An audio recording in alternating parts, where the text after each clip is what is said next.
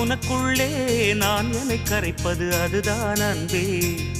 காதல் காதல் காதல் காதல். இந்த வார்த்தைக்கும் ஒருவித அர்த்தமில்லாதது காதல். இரு பார்வைகள் மௌனத்தில் பேசுகின்ற மொழி காதல்.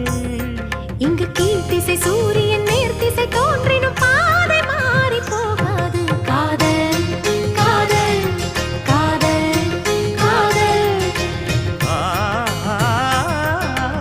உன்னை நினைத்து நான் என்னை மறப்பது அதுதான் அன்பே.